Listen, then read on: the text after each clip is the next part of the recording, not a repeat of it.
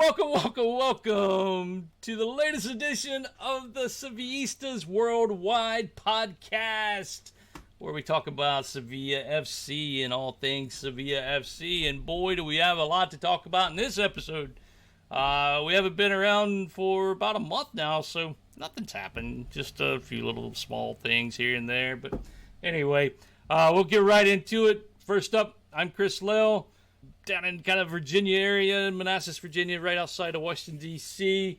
I've got my friend Eddie up in Toronto, Canada. Eddie, how are you, sir? I'm good. Happy Canadian Thanksgiving to everybody out there. That's today? Yesterday. Wow. Oh, we could have been celebrating. Yeah. We had our own thing yesterday, like our... Really? Well, I don't even know what holiday was yesterday. Indigenous Peoples Day or Columbus Day or... Oh. I really don't know. Steve, do you know what it was? Yeah, it was Columbus Day / Indigenous Peoples Day. I hope you guys celebrated... What do you guys have? Like beaver or... I made that joke last year, I think. Yo, that's so wild, man. It was moose. Well, come on, man. Moose. You have moose? Is that what you have? Moose and maple syrup? Yeah. Just, turkey. You have, like... all that good stuff, stuffing and... Turkey stuffed with like Canadian bacon, Dog. like the little round piece. Some poutine to go on the side. Man, I'm still African, man. Yeah. All right. I don't know. Just had traditional Thanksgiving stuff, man. Nice. Steve up in Minnesota, my friend. How are you? I'm doing well. Even better now that we're back together after this long break. Yeah, it's been so long that I see you guys have Eddie's got the turtleneck on, you got the hoodie and the beanie. Like it's cold, man. It's cold now, man. It's getting real, huh? It's getting real now. You got leaves in the ground and it's getting cold. Up in Minnesota, I can't imagine. No snow yet, though. No, not yet. Not yet. It's coming, I'm sure. Coming up. So, guys, we hadn't talked in a while. We are a Sevilla FC podcast, and that's what we're going to talk about. And we got a lot to talk about. So let's get right to it. Last time we talked was, way back in the Girona game was kind of the last game we talked about. So a lot has happened. 7 matches total. The team's been busy, not only playing matches, but I guess the front office got bored too and wanted to jingle some things around. So we'll get into that just a little bit later, but let's walk through some of the results and the matches that we missed since we talked last. And the first one up that came right after, it was the day after we recorded last, and that was the Sevilla Las Palmas game where Sevilla actually won. Luca Bacchio got his first goal for Sevilla in that match, and it was a nice one. There was an accomplished cross, a really pretty cross to Nesri, and the keeper kind of parried it out to Luca Bacchio, and he just nailed it right into the back. Took it. He was in a perfect position. It was nice to see somebody on the left-hand side being in a kind of a poacher role right there, just ready to tap it in. So something we haven't seen. Total of 9 shots on target for Sevilla in that match. Las Palmas only had 2.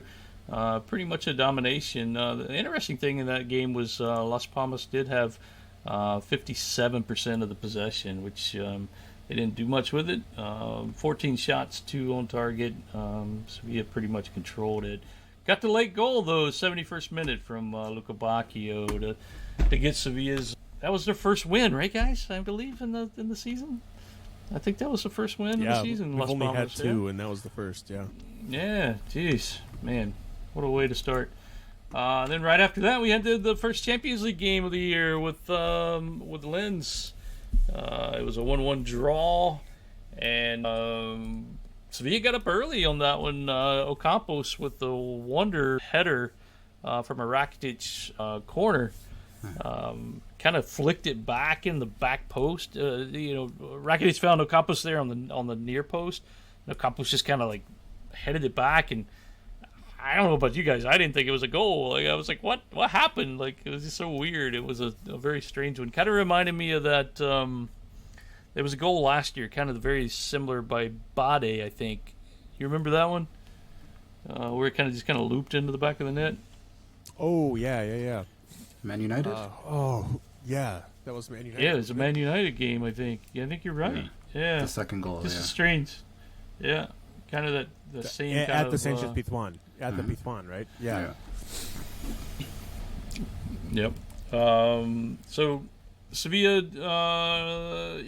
Campos got on the board. That was the 9th minute that we got up, and then free kick by, I don't know how you say that guy's name, Fulgini, probably, I guess. In the 21st or 24th minute, tied it up. Sevilla 5 shots on target. Lens had 3. Pretty even affair. Nothing really happened much after that. It was kind of a boring match, which I guess you want, but that was our first home game in the Champions League. It'd been nice to come home with a win from that, but couldn't pull it off. Next up, we had the very boring 0-0 goose egg trip up to Osasuna. Boring affair there. 3 shots on target for Sevilla, 2 on target for Osasuna. Nothing of note on that game. I don't even remember, it was such a blur. I don't remember anything of that match. I don't know about you guys if you do or not, but 0-0, who cares, right? It was nothing forgettable. Happened. It was forgettable. Nothing happened. But what wasn't forgettable was the next match on our agenda here, and that was the 5-1 victory. Sevilla beating Almeria at the Pizjuan. Goals from Yusuf and Nesri in the 7th, Luca Bacchio right after that in the 8th, Suso in the 38th, Lamela getting on the board in the 51st, and then Kiki Salas bringing it home in the 90+2 with a really cool strike into the left-hand side there, just unbelievable. I didn't miss that game live. I didn't get to see it live. I was driving back from North Carolina, so totally missed that one. Watching, Kristen was like, hey, do you want to know the score as we were driving, or as I was driving? And I was like, or do you want to listen to the game? And I was like, we'll watch it when we get home. But then she, it just started popping up. Bam, bam, bam, go, go, go. And I was like, what's happening? So I got all the goals and then watched the highlights when I got back. I didn't watch the full game. But and Nesri, that was a cool one. Bade hit it off the crossbar, and Nesri was right there to hit it in. That was from a Suso corner, by the way. That was in the 7th minute. And then Luca Bacchio right after that with a golazo, where he dribbled around 4 defenders and then just lasered it up in the top left corner. And I was asking Eddie, before the show here, when's the last time a goal like that happened for Sevilla? That individualistic effort happened for Sevilla, and I couldn't remember. It's been so long, but just what a player this guy's turning out to be for us, right? Definitely the signing of the season so far, and maybe for the last, I don't know. We'll see. It's still early. Yeah, still early. But he looks promising. I'm hoping we're not going to overuse him because he's playing a ton of minutes right now, and he should. He's really, really good. But good player. That was his 2nd goal for Sevilla this year already. Suso got on the board on the 38th with that patented left-footed shot coming across the middle. You saw it coming, didn't you? Right? Everybody should know. That's what he's going to do. What are you doing, guys? But Lamela gets on the board, his 2nd of the year, I think. 2nd of the year, 51st minute. Pedroso with the assist on that one. It was a low driving cross. Lamela just tapped it right under the defender's legs and maybe the keeper's legs too. I can't remember, but just a pinpointed ball. We saw a lot of goals that we haven't seen often with this team, where we had a lot of players in the box and things flying around. And Luca Bacchio had another one too that should have been a goal. The ref waved it off. I don't know if VAR intervened or if the ref just called him as a foul. Him and another player tangling. The defender had his shirt. Luca Bacchio kind of had his arm around the guy's head a little bit, but it was 2 guys fighting for the ball. Luca Bacchio sprinted, scored, but called back for a foul. I thought that was really, really poor. I didn't think it was a foul, but whatever, didn't count. And then Salas got that the final goal there in the 92nd, I think it was. Just a really, really well struck ball. And then there was a penalty in that game, which was probably worse than the foul on the Luca Bacchio. Navas with this phantom foul on I forgot who it was in the box, right? It might have been, I can't remember. 71st minute, Luis Suarez gets the ball at the spot and scores from the penalty spot. To take away the clean sheet, we would have had a clean sheet probably from that. They had one shot on target the whole game. Almeria, who's in a world of hurt, I think, sitting down in last place in La Liga. And Sevilla, really only 9 shots on target that game, scoring 5 of them. 18 total shots overall. So, crazy performance on that one. I hate I missed it live because I'm sure that was a lot of fun to watch. And we haven't had a lot of those games recently. Next up, Barcelona game. Played pretty well. Back and forth. Both teams had some chances, right? From what I remember. Juan Felix for them hit the bottom side of the post. Looked like it bounced in, but didn't. And then we hit the post a couple times, and Rakitic, I think, made Ter Stegen make a really great save, and a lot of back and forth. Only 3 shots on target in that match for us. Only 4 for them as well. And it came down to a Ramos own goal for them in the 76th minute to win it 1-0. So tough break for us. Tough break for Ramos, getting an own goal in Barcelona's 36,000 seat stadium or whatever they're at right now. I don't even remember what it's called, but anyway. Next up, the other very exciting match. We had 2 really, really good matches of these 7s, and this one was it. I guess the Rayo match too was. We'll talk about that in a minute. But the PSV match 2-2 is how it finished in the second match of the group stage of the Champions League. Sevilla traveled up to Eindhoven, playing PSV. 2-2 was the final. Really lucky to get out of there with a draw, to be honest. I mean, PSV was on fire and just 26. I think I'm reading that right. 26 total shots from PSV, 8 on target. It seems like we were constantly getting berated with shots. Really, really good performance from them. But, we score first. We score in the 68th minute. Gudel, as I need to start pronouncing, I guess. Gudel scored first. That came off of a novice cross to Ramos on the back post, who heads it back, and Gudel just attacked it and just volleyed it right into the back of the net. Just a gorgeous, gorgeous goal. Just what instinct from him to actually go for that. But prior to that, Sevilla thought they had scored the first goal. I thought they scored the first goal.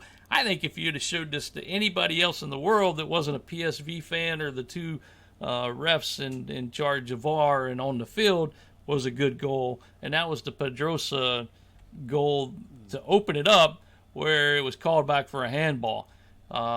Just setting that up a little bit for you if you didn't get to see the highlight of that.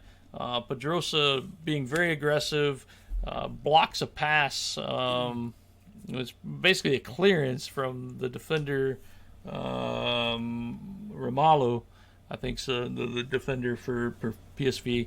And it kind of hits it does hit Pedrosa's hand, but Pedrosa's got his arms to his body, not extended at all, as tight to your body as you can get. It grazes his hand, advances forward. Pedrosa jumps on it, scores.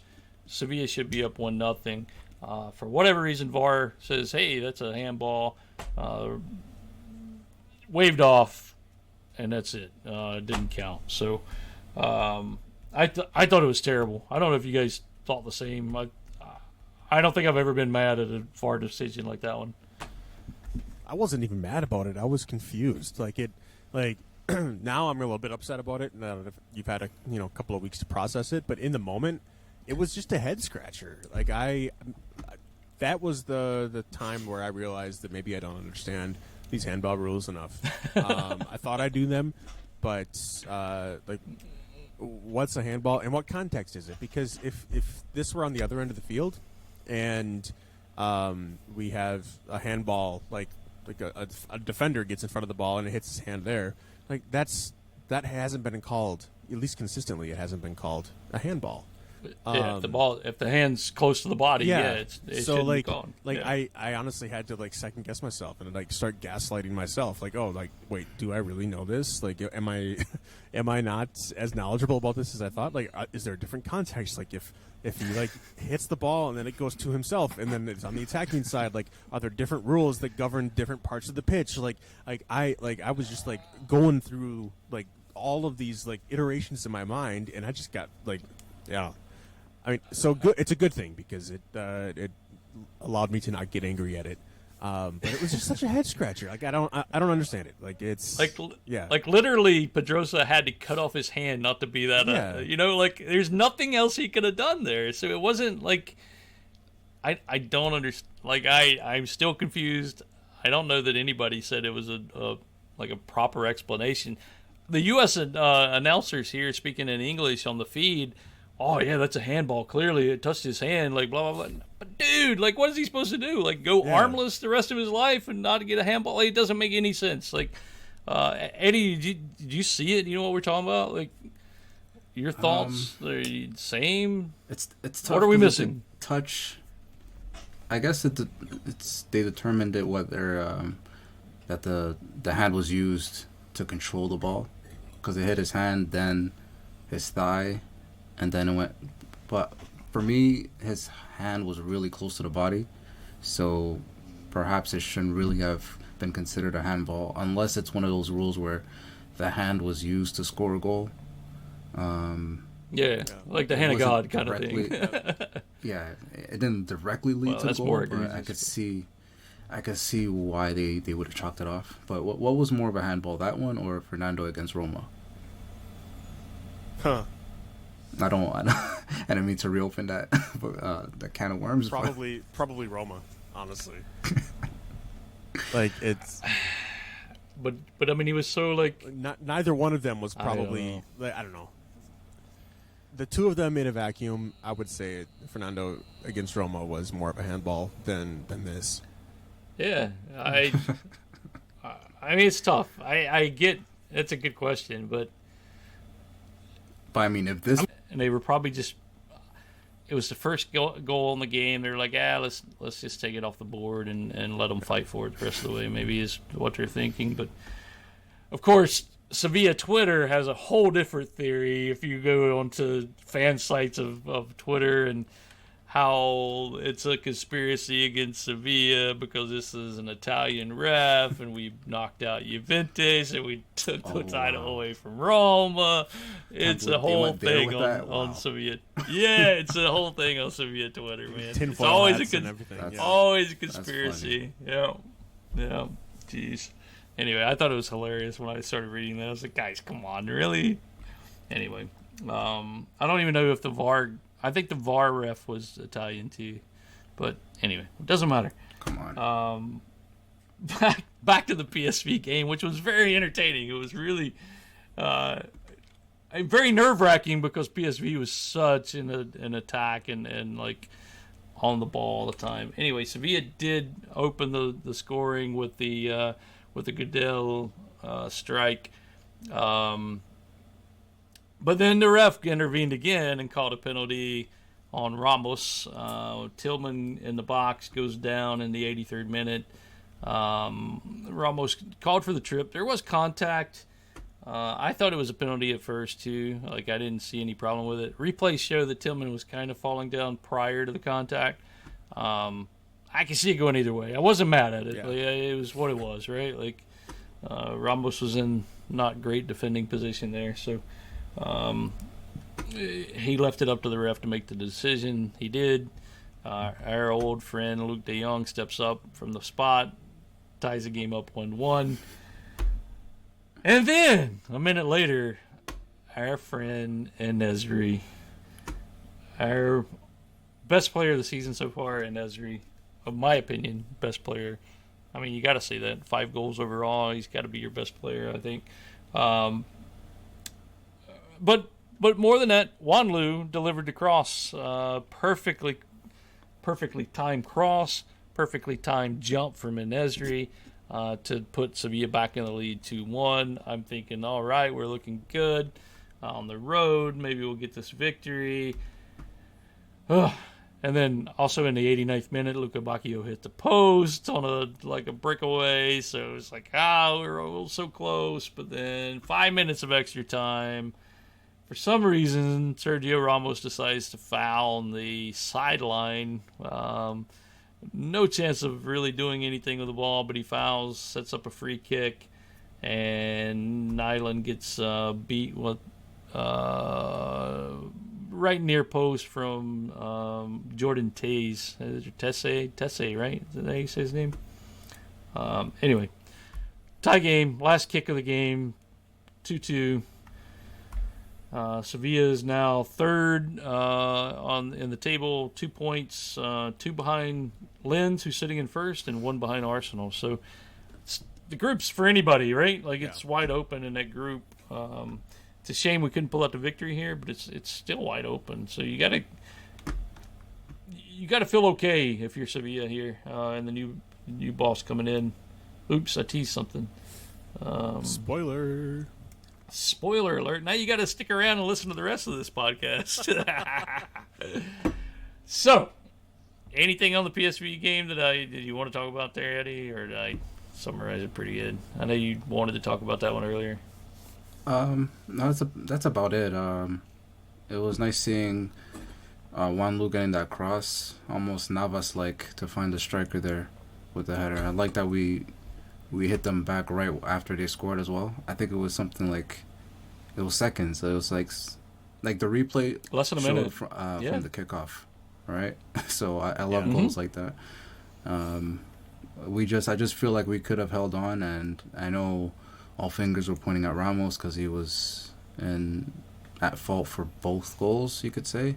He had a part to play in both goals conceded, especially after setting up the first one.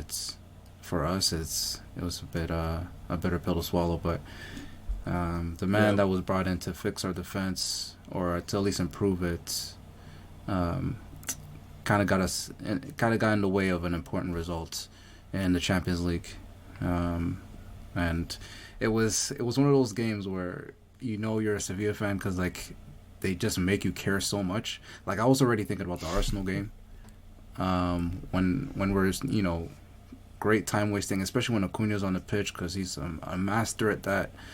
I thought we were heading home with the 3 points, and then that set piece at the end, 2-2. It was tough because Lens was doing the business to Arsenal and got that win. So us getting the win would have made that match against the Gunners easier, but we just got to do it ourselves. We can't rely on other teams to do the business for us. So yeah, it's going to be tough, but Sevilla hasta la muerte, nunca se rinde. Anything could happen at the Pichuan, but we'll see when that time comes, because we're so used to being on the positive of that result, right? We're so used to being on that, scoring at the end. It sucks. It's even harder when it happens to us that way. Speaking of scoring at the end, that's a nice segue. Yeah, that's a how you awesome like that segue. segue? Yeah. How you like that? Sevilla played Rayo Vallecano. It was the last game we played in La Liga, and the first half was just it was shit. Let's just be honest. It was shit, pure and utter crap, caca, whatever you want to say. All the good words. Sevilla goes down 2-0 early. To Rayo. Valentin scored in the 21st minute for them, followed by Alvaro Rivera in the 26th. Shortly after that, Mendilibar pulls Fernando, the captain, because Rakitic and Navas both were on the bench. So Fernando took the captain ban and substituted the veteran out right after that, who wasn't happy at all coming to the sideline. Gave the Matumbo wag of the finger several times to both the manager and as he was walking down the pitch, didn't even go to the bench. He actually went right to the clubhouse. Very, very pissed off there, Fernando. So not a good look from him. Not a good look from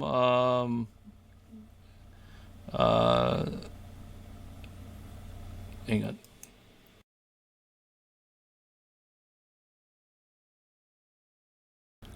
So yeah, not a good look from Mendy there, but or Fernando for that matter. To Mendy's credit, we started playing better right after that, and Sevilla comes out second half.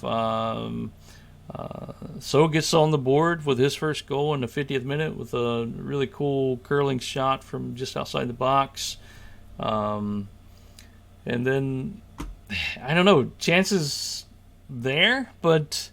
Nothing really happened until the very end to set it up nicely from what we were talking about earlier. And Nesri with the head again. It's always this guy, right, with the head. I love it. Getting his 5th goal of the year in all competitions from a Rakitic corner. Rakitic's 2nd assist on the season. Basically, him and Wanlu are tied in assists on 2, which is kind of cool to see the young Wanlu up there at the top of the assist leaders from this team. So, Sevilla pulls it out at the very end. Really, really well timed header. Nealon had come up for that. I think a lot of people thought Nealon might have got that header, but it was an Ezri. And I made the tweet right after the game. I said, Nesri with the winner. Was it also a job saver from Mendilibar? Was my comment. To answer that, no. No. Nope. I thought it was. I thought at the time it was probably safe, but anyway. Guys, Rio game, anything stuck out? I know you guys missed part of it, but all the drama that unfolded there with Mendilibar and Fernando, unfortunate, and seems to be the end of Mendilibar there. That's, I guess, what took him out. 62 years old, Mendilibar, 30 matches with Sevilla. He averaged 1.47 points per match while he was at Sevilla. And he sacked on Sunday. Sunday the 8th of October. 2 wins out of 10 in all competitions.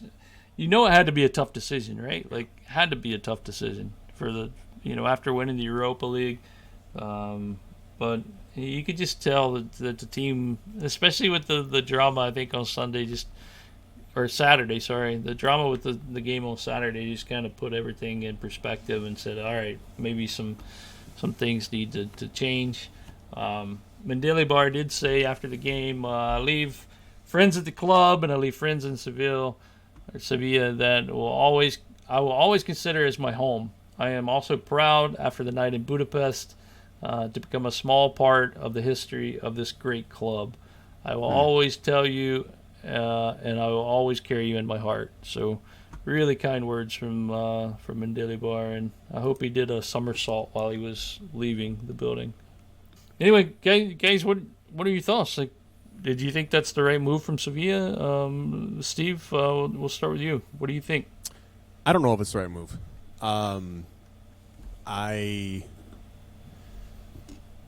I got into some conversations about this both on our forums and on Twitter or X or whatever they're calling Elon's website these days. And yeah, quite frankly, I don't know if it's right.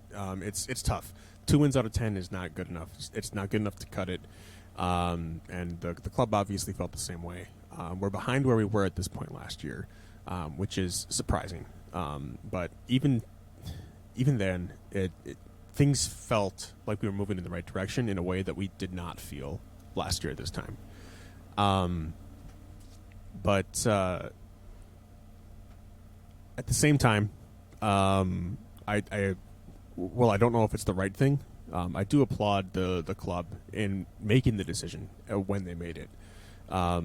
They obviously felt that it was time to move on, and they didn't waste time. We were talking a little bit beforehand, Eddie, you brought up how painful it was to watch those last couple of Lopetegui games last year when we all knew that he was going to get sacked, and we just kind of going through the motions, and it felt like wasted time every time we took the pitch when he was on the touchline. So the fact that they made the call almost immediately after that international break started. We've got a couple of weeks we can get in here. We've kind of got 2 games that are relatively like throwaway games for this new manager. The expectations aren't going to be super high going against Real Madrid or going against Arsenal. So it's kind of hard to throw him to the wolves with these 2 hard teams, but also like they're not going to expect him to go out and get 3 points from each of these games. And then he's got a Cadiz coming up right after that Arsenal game. So I feel like he's got some time to work on his plan and kind of instill his game plan with these players, and I'm excited to see what he can do.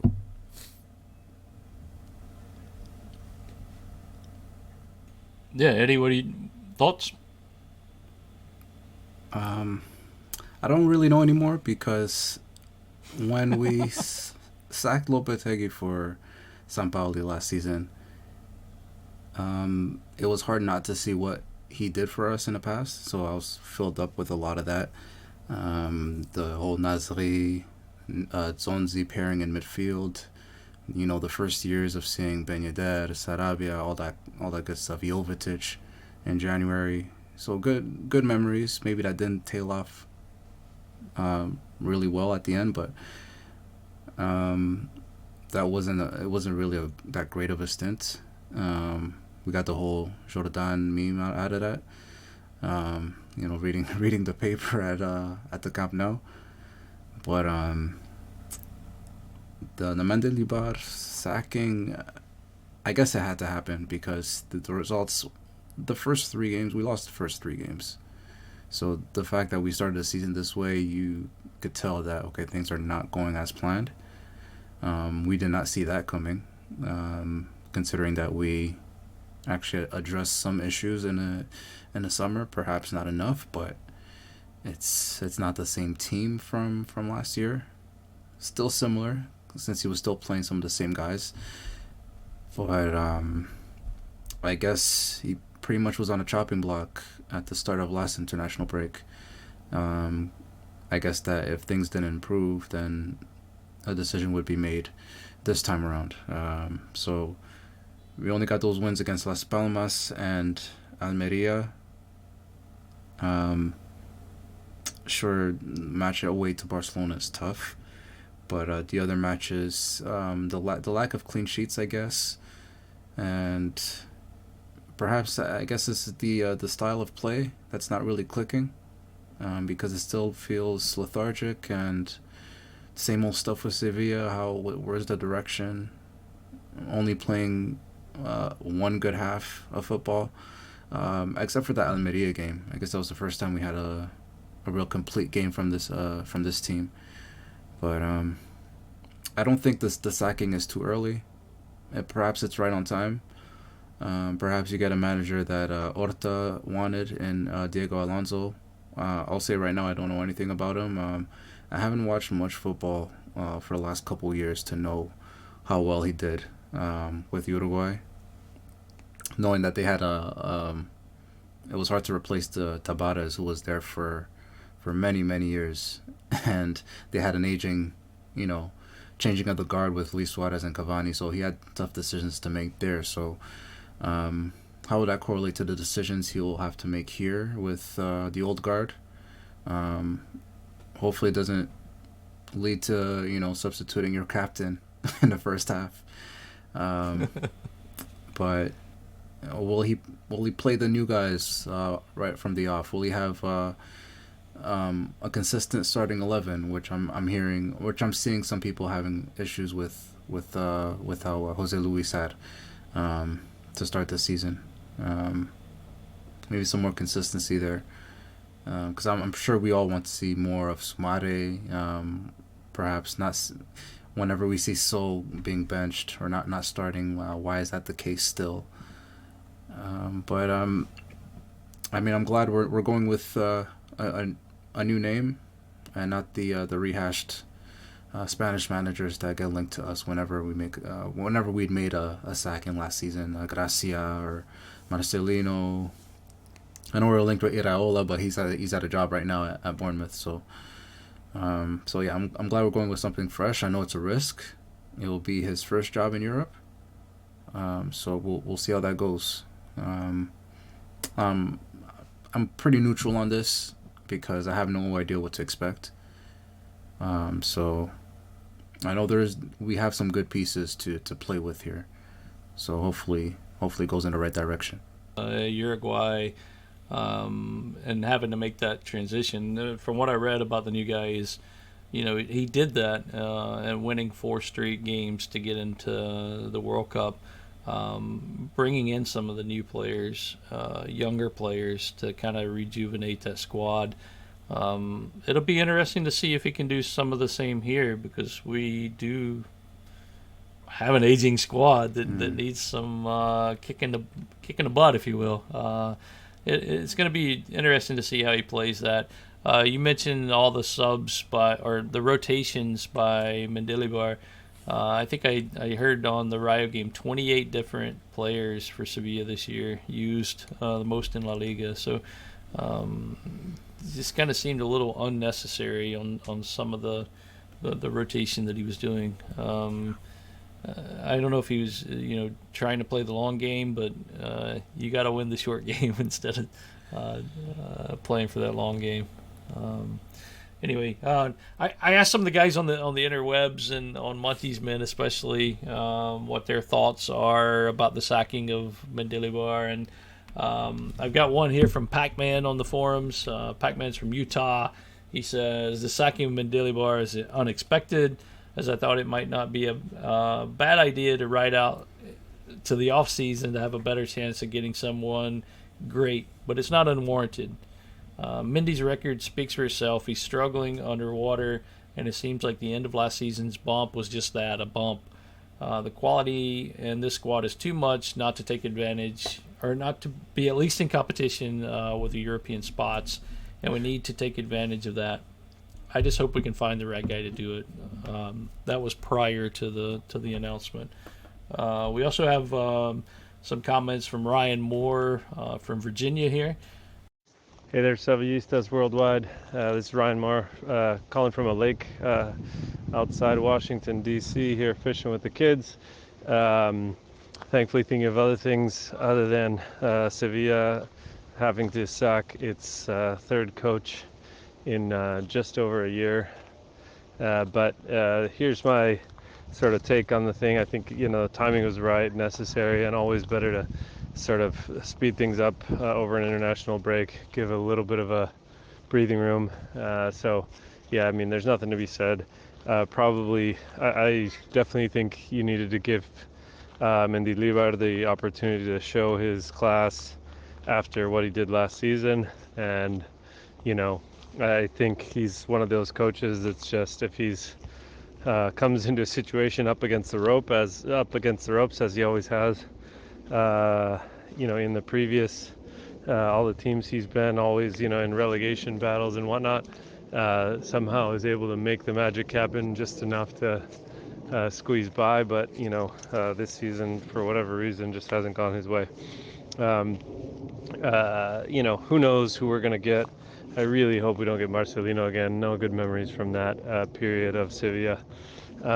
So crossing our fingers so that Gallardo can find conditions that'll make him come along, but unclear whether or not we've got the kind of cash to attract somebody who's obviously, he's got a resume right now that is very attractive and very hard to get him to sign on unless you're willing to pay the bills. So anyhow, Vamos mi Sevilla, and looking forward to another turnaround season, maybe our 8th Europa League. Heck, maybe make some magic happen and actually make it out of the group in Champions League. So thanks for pulling this podcast together all the time.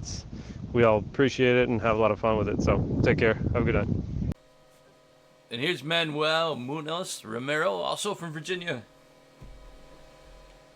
I was saying that the best option to me was Marcelino because, he's a solid coach, knows La Liga, knows Sevilla because he won Sevilla like several years ago. And I was also saying about, talking about the requirements that he was giving Sevilla for him to sign, the first is like a solid or like a long, like 2 or 3 years, and then plenty autonomy and freedom to conduct all the signings and stuff. And, to that I said that, it makes total sense. It's a reasonable request. And it could have been done since, Monchi's off the table. He always wanted to, be on top of everything. But now that we know that none of that happened, and now we have a Diego Alonso, well, I was surprised, and like I say, I don't know about anything anymore. This board is very erratic, it's completely unexpected, what they did, but apparently it's something that Victor Horta wanted to do, and he went ahead and do it. I don't know. Anyway, best of luck to him, and he's in Sevilla, so he's the best. That's the idea. Anyway, man. All right, let's talk soon, okay? Bye now. And I reached out to our guys in Mexico that we met in the summer to see if they had any opinions. And Antonio from the Mexican Peña chimed in here with his thoughts. Hi, Chris and company. Well, in my opinion, the dismissal of Mendilibar, it's not gonna fix anything. Some players don't play with all the effort that they should put on the pitch. And like when we play against Valencia, but the second team, there were really young players and former players. But these guys play with all their soul and all the force that they have. So that's how they took us by surprise.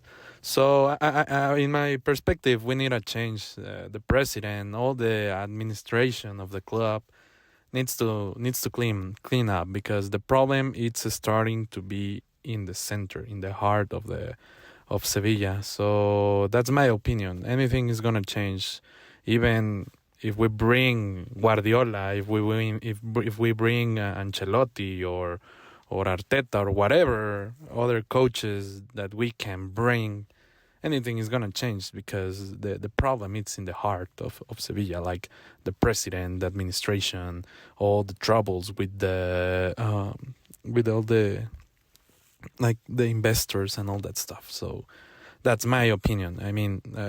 I'm not an expert, but I see some players that they don't play with all their effort, with all the soul and everything that they need to put on the pitch. Today, we're recording this on, Tuesday night, 10/10. I woke up this morning with the announcement that Sevilla had made the hire for Diego Alonso, the Uruguayan that played some games in La Liga. 48-year-old. He's only contracted through the end of basically through the end of the season. So I thought that was kind of strange. He doesn't have an option of a +1 option, or I haven't read that. Maybe I haven't seen him personally. I'm not sure on what the official thing said. I thought it was just still the reporting that was saying the option, but I'm not sure what he has officially. But yeah, by my understanding as well, it's still till the end of the season. He's got a 44.9% win percentage. He played 66 matches in La Liga, scoring 9 goals, 6 with Malaga, 1 with Racing Santander, and 2 with Valencia. So he was around La Liga a little bit. He started his managerial career at Bella Vista, where I said he was, bouncing around those 4 different sides of the Paraguayan Primera Division, before he landed the job in Mexico in 2014 with Pachuca. With Pachuca, he won the 2016 Liga Mexico Torino Clasera. He finished second in the table that year, but the Mexican leagues have a playoff, and he actually knocked off the number 1 team, Monterrey, that year. In the table, he had 8 wins, 6 draws, and 3 losses, but took down Monterrey 1-2 in the finals. And then he also won the 2016 CONCACAF. I don't know. I'm sitting here reading it like it's a word. It's good. It's jeez. And I live here. What the heck, man? I should know this. CONCACAF Champions League. So the 2016 CONCACAF Champions League he won, beating Tigres in the finals, another Mexican team. Then he left for Monterrey in 2018.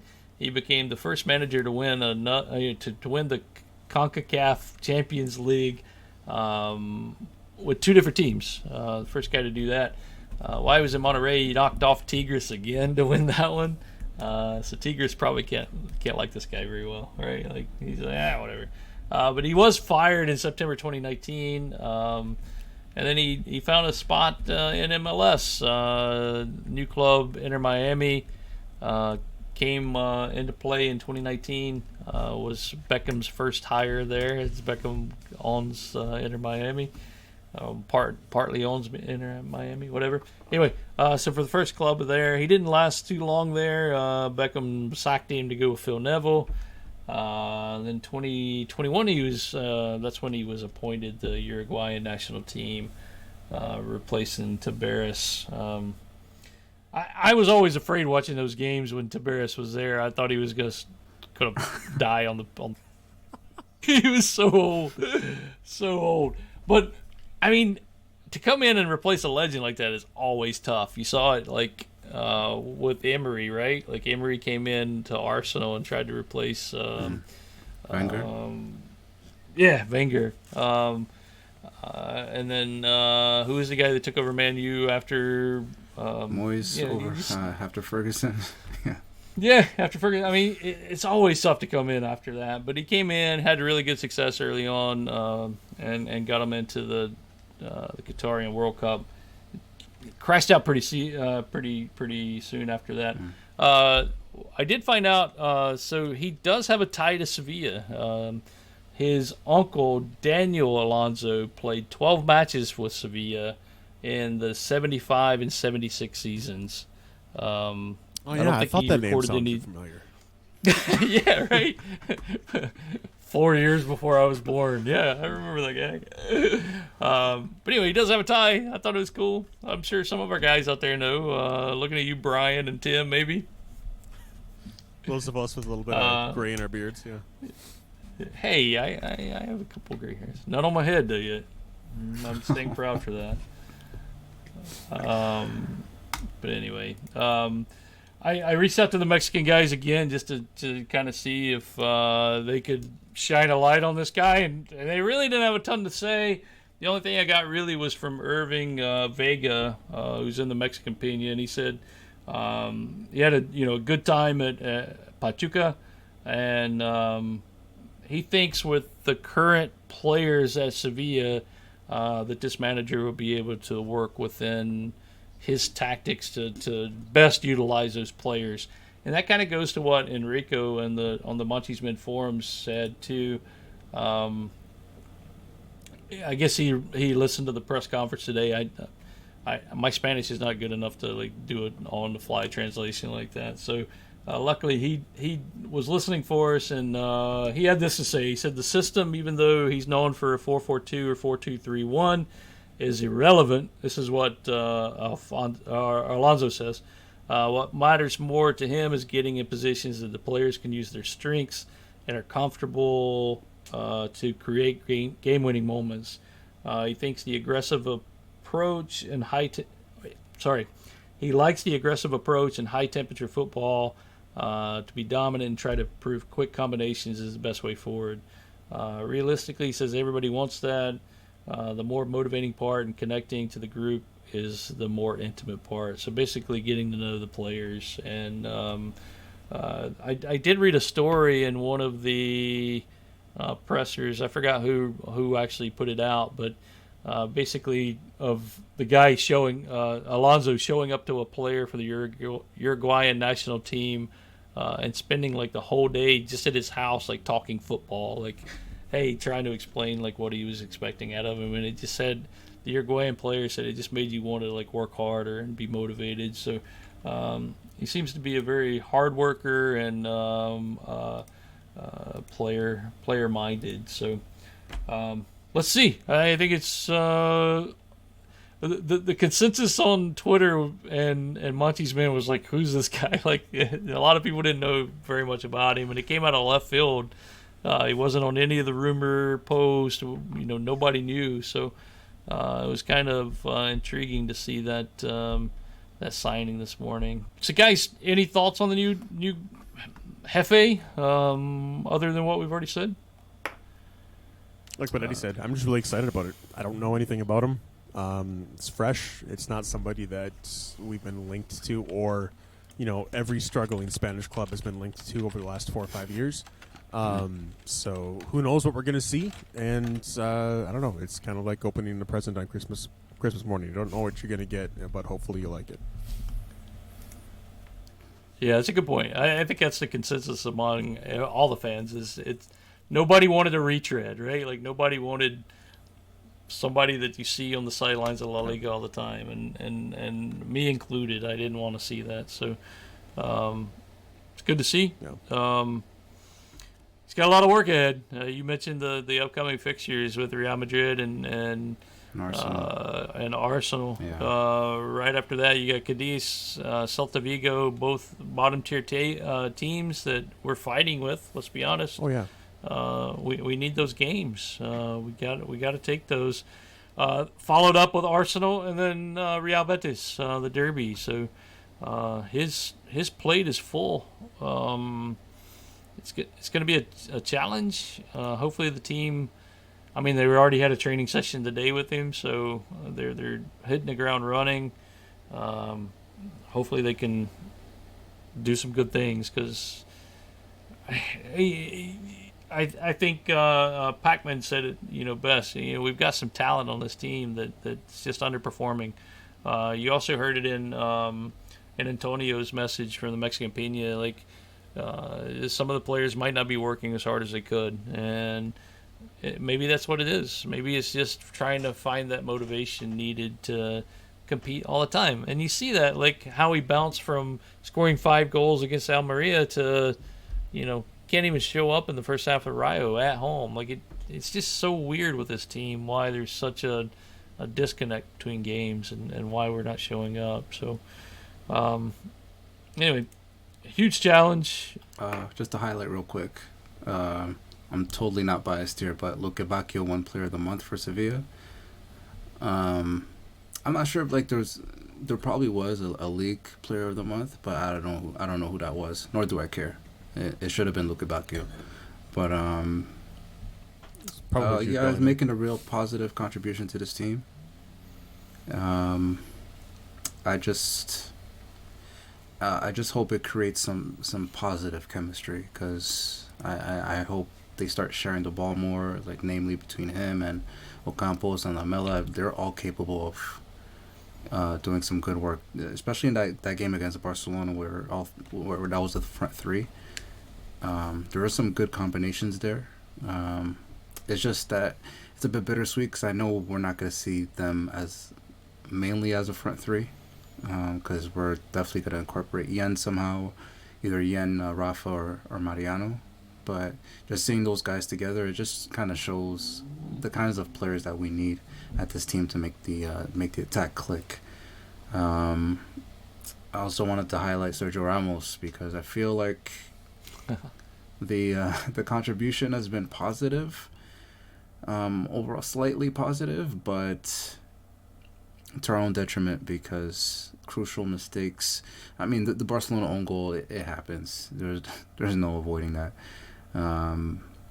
But the game away at PSV, I just feel like that's always going to be part of him now. He might panic at some point when it gets too much. Perhaps it's because of the players ahead of him, or there's not enough protection in front of him for him to having to make those rash decisions. But for him to kind of toe the line there and try to be overly aggressive, going to ground too early, or going to ground at all in the box, which I don't think defenders should do in the first place, to lead to those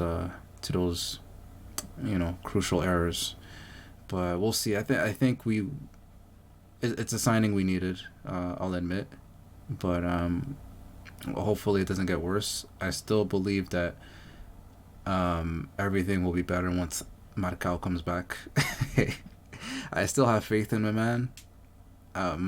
If Marcao comes back, we will be a different Sevilla. I still have faith in the guy.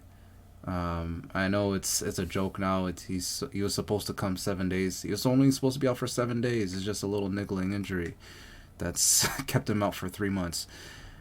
I still have faith in the man.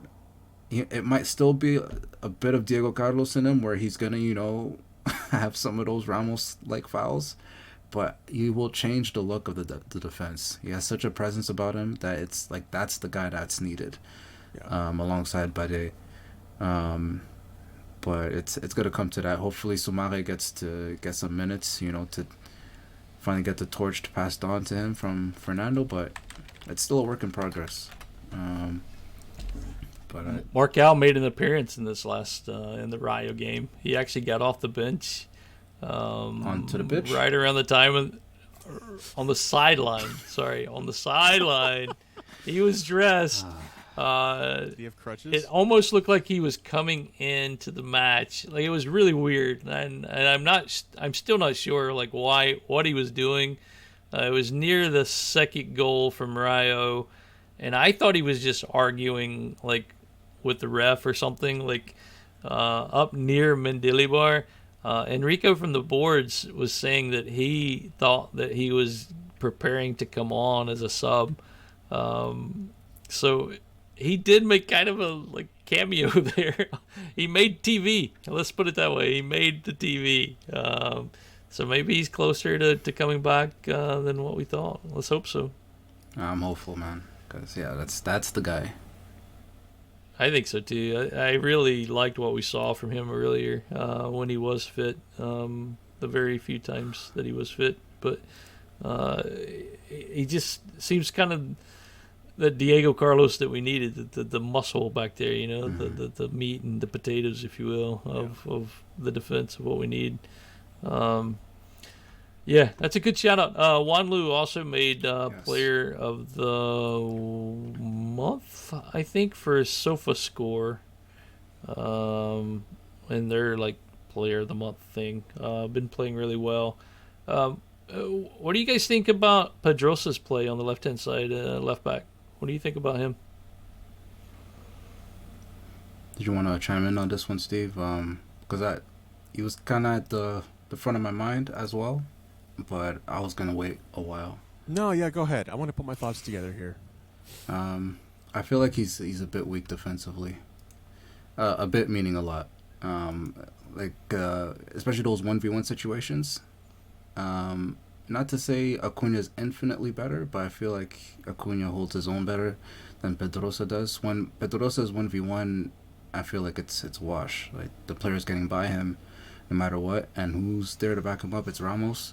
And sometimes it could spell disaster, but Ramos has been playing well in some of those games that he would step in at the right moment, or the defense, or either him or Bade would, right?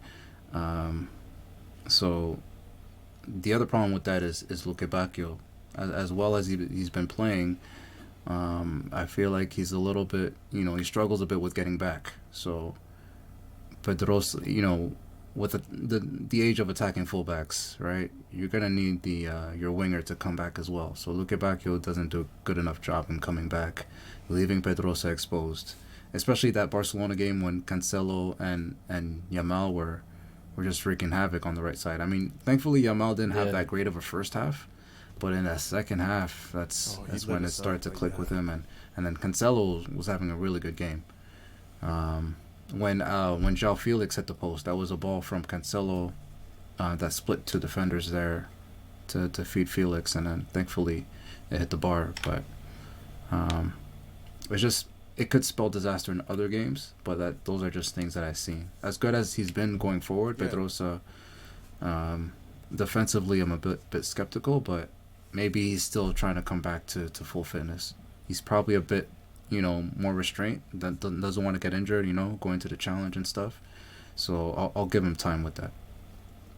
You got to watch the Rayo game. I mean, And is that I haven't watched the Rayo game. Like, no, I was talking to Eddie. Like, go back and watch the Rayo game and just. Are we gonna change our opinion here? Well, no, I'm just in comparison to Acuna. Like, I mean, we all know Acuna can play really well at that position. I don't think he's back yet, and maybe if he does get back to his fitness level, then it's a different discussion. But I mean, Pedrosa was critical, I think, to that comeback in the second half, and Acuna, as I showed you guys the first before the match. I mean, he totally got ate up on that play that caused the second goal. Yeah. So. I don't know. Maybe we're seeing. Maybe Acuna comes back when he gets fully fit, but right now he's not the same player. So I think we're a little exposed there, and maybe Pedrosa needs to play a little more wingish instead of. That's where I like him too. Like Eddie, you mentioned like he's weak defensively, and he is, but he's very exciting when he goes forward. He creates a lot of chances there, and. If this were last year, I think that would be much more of a problem. But our defense as a whole is a lot stronger than it was at this point last year. I would say, like our center back situation is a lot better than it was. I'm more comfortable with him going forward this year. He's definitely still like second choice to Acuna, I think, especially in that defensive role that you would expect a left back to play. But I will say, like, overall, I feel like he is an improvement over Tellez last year. I feel like as a player, the whole package, what he brings, is a definite improvement over what we saw out of Alex Tellez last year, who seemed a little bit more one-dimensional, or not as many-dimensional as Pedrosa. What might be interesting if we do end up running a 4-4-2, if he could play that left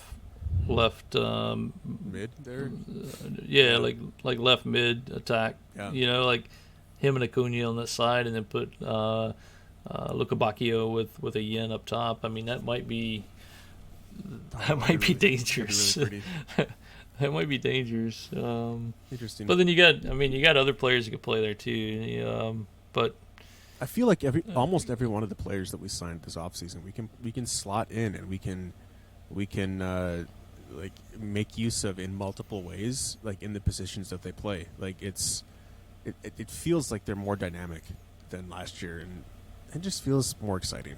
I don't know if I'm just like got rose tinted glasses on right now, but like it feels like we have exciting players. No, it feels you're exactly so right. We have exciting. There's so much more that can happen. It's not like just they don't just do one thing. We got younger. Let's be honest. We got a little younger. We got a little faster. With Luca Bacchio and Pedrosa. And Pedrosa. I mean, Pedrosa's super quick. It feels like, and then Wanlu too. Like Wanlu bringing the energy as well. So, I mean, Wanlu was brilliant in that Rayo game. Like, in the second half, and Navas came on, and Navas actually, I don't know. I mean, Navas didn't look great when he came on. So, God forbid a guy that is approaching 40 has some games where he slows down, right? Like, I mean, it's going to happen. Yeah, it's going to happen. The time just keeps, ticking. So Yeah. at some point, we're going to have to move on from him. Yeah. Speaking of moving on, I think we need to wrap this one up because I know we're over an hour long and people are going to be like, what? We might have to split this in 2 episodes. But I think we're at a point in this. It's very strange. Like, here we are a year later, and we're almost in the same exact position. And with managers is what I'm trying to say. But it seems a little different this time because there is an unknown to this guy, right? Like, nobody knows him, nobody knows what he can do, and I'm hoping that he can take a step back and look at our players and see what we have, be able to push past his